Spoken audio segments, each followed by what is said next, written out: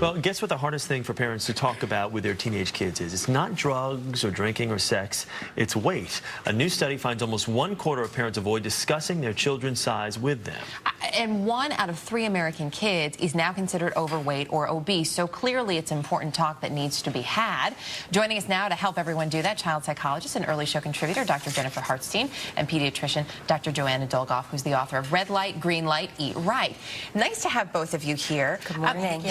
The numbers, I have to say, were a little bit surprising, but when you think about it a little bit more, maybe not as much. 90% of healthcare professionals say weight is the most important health talk. Is that what you find in your practice, too? Absolutely. Right now, obesity is the leading cause of preventable death in our country. So we have to be talking about this with our children. It's very, very important. This is a health issue, not a looks issue. Well, in terms of health impact, I mean, you're talking about getting to the men. You're at an early age, so the plan is in place. So there's never one of those things where you're 12, 13 years old, and all of a sudden it's no more McDonald's, no more pizza. You shouldn't have been doing that.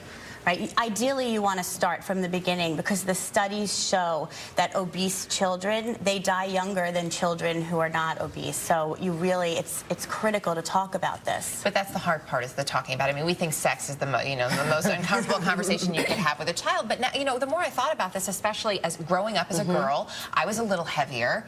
And the last thing you want is for your mom or dad to say to you, maybe we should talk about your weight. Right, exactly, and that's the key. The thing is that sex, drugs, those other topics, you can do that in a third-person conversation, but appearance is a really personal, direct point where you're saying, hey, this is something I'm worried about. So how you present the information is so important because it can be taken so personally and really impact their self-esteem, which we know leads to so many other problems later. So what is the way? I mean, how do you broach this topic? How do you get in and you have to be, there's a couple things you really want to think about, right? First, you really want to be prepared as a parent. 64% of parents are also overweight, so they're not necessarily ready or have the right information. So you have to start with that. You also want to lead by example. You can't say, you can't have the McDonald's, but watch me eat the fries and the burger. You have to choose the right things. And lastly, you really want to focus on the positive. Your kid has a lot of wonderful things that are going on for them.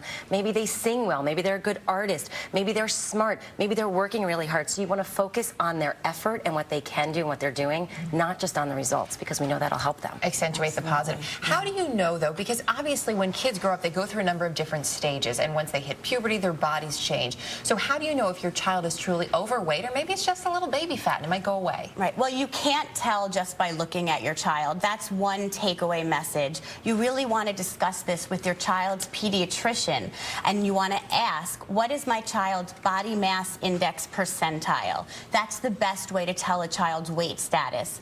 Anything from the 85th to 95th percentile is considered overweight.